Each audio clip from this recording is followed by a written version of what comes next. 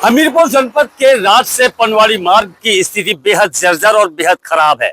बता दें कि जो एक साइड आने वाला बना हुआ है, जो कि पनवाड़ी से आकर राठ आता है, वो रास्ता की हालत बेहद खराब है, जिसके चलते ज्यादातर बड़े वाहन से लेकर छोटे वाहन रॉन्ग साइड निकलते हैं। और इस रास्ते में एक सबसे बड़ी ये जो समस्या आ रही है, ये एक बहुत बड़ा गड्ढा है जो बसेला और पहाड़ी के बीचों बीच आता है।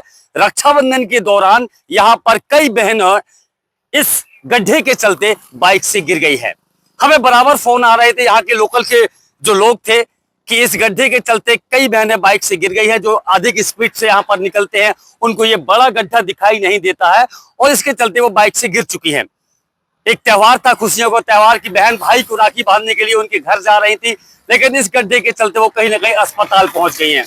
और ये ऊपर वाले के शुक्रगुजार है कि कहीं एक बड़ा हादसा नहीं हुआ, नहीं तो यहाँ पर एक बहुत बड़ी कैजुअलिटी भी हो सकती है। काफी बड़ा गड्ढा, मैं चाहूंगा थोड़ा सा सीतू भैया को इसको दिखाने का प्रयास करें कि ये कितना बड़ा गड्ढा हो गया। इसमें जिम्मेदार अधिकारी इसकी सुध नहीं ले रहे हैं।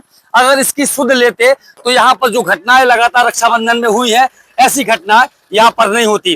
कल मेरे पास एक फोन आया कि कल ही के दिन 3 बाइक सवार यहाँ पर गिरे हैं और काफी चोटें भी आई हैं। ये बसेला और पहाड़ी के बीचों बीच का ये गड्ढा है। फिर हमें जब फोन किया गया तो हमने उनसे कहा कि हम प्रयास करेंगे कि जो कि लोक निर्माण विभाग या जो ठेकेदार है, जिनकी जिम्मेदारी है सड़क को ठीक कराने की, या तो वो सुध लेंगे। अगर वो सुध नहीं लेते हैं तो हम अपने सीतू भैया के साथ मिलकर इस गड्ढे को भरने का प्रयास करेंगे। फावड़ा और ये तसला लेकर हम पहुंचे थे, सामने रखा हुआ है। हमारे एक साथी मिल गए जो घर जा रहे थे। इन्होंने कहा कि हम आपका पूरा सहयोग करेंगे और आपका साथ देंगे इस गड्ढे को भरने के लिए।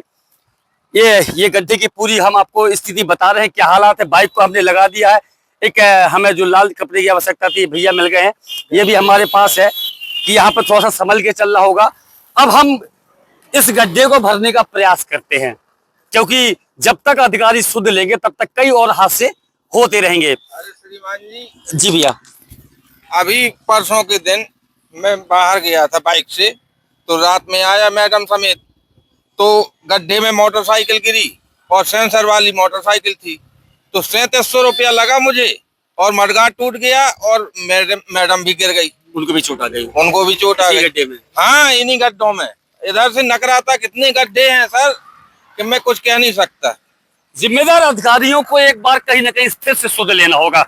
जिस तरीके ये बड़े बड़े गड्ढे हैं, कहीं ना कहीं ये बड़े हादसे का इंतजार कर रहे हैं। ऐसे तमाम हादसे हो सकते हैं। अब हम इनको भरने का प्रयास कर रहे हैं। जी भैया, कुछ कहना चाहेंगे? श्रीमान जी, मैं जी जी जी हमारे पूज्य श्री योगी जी सरकार हमारे उनसे कम समय मैं आप प्रार्थना करना चाहता हूँ। जो ये गड्ढा गुड्ढे हैं, वो हम ग्राम प्रहरियों के लिए, हम गांव की सुरक्षा करते हुए सड़क की भी सुरक्षा करते हैं। और सड़क से करने पर हम 2500 की सैलरी पाने पर गांव की सुरक्षा, सड़क की सुरक्षा, हर सरकारी कर्मचारी की सुरक्षा। बहुत बढ़िया। चलिए सीधे भैया, इस गड्ढे को पहले भर लेते हैं, ठीक है। आखिरकार हमने कम से कम 1 घंटा की मेहनत करने के बाद वो मुकाम हासिल कर लिया जिसके लिए हमारा लक्ष्य था, जिसके लिए हम यहाँ पर पहुंचे थे।